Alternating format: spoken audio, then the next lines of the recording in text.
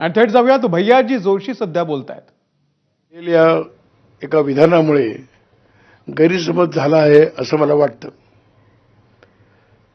महाराष्ट्राची भाषा मराठी आहे आणि मुंबई हे महाराष्ट्राचाच भाग आहे, त्यामुळे मुंबईची भाषा मराठी याच्याबद्दल कुठेही दुमत असण्याचं काही कारण नाही।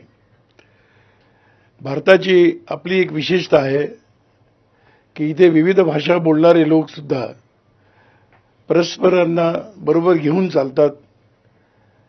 याच्यामध्ये कुठेही भाषेमुळे प्रश्न निर्माण होत नाही आणि म्हणून हे जगासमोर एक आदर्श उदाहरण आहे।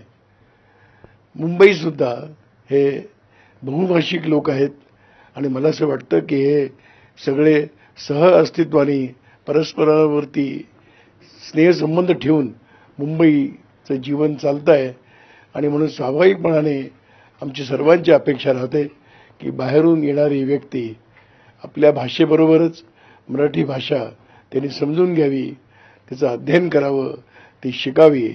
एक सांस्कृतिक दृष्टीने एक समृद्ध अशी ही आपली मराठी भाषा आहे, ती अनेकांनी अभ्यासावी अशीच आमची अपेक्षा आहे, इच्छा आहे।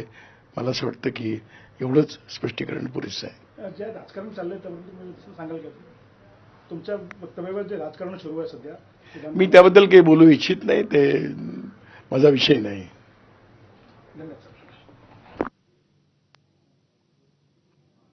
तर भैयाजी जोशी यांनी जे सध्या वादविवाद सुरू आहेत त्यांच्या वक्तव्यावरून त्यावरती आपलं स्पष्टीकरण दिलेलं आहे। बातम्यांचा वेगवान आढावा आपण सुरू ठेवणार आहोत।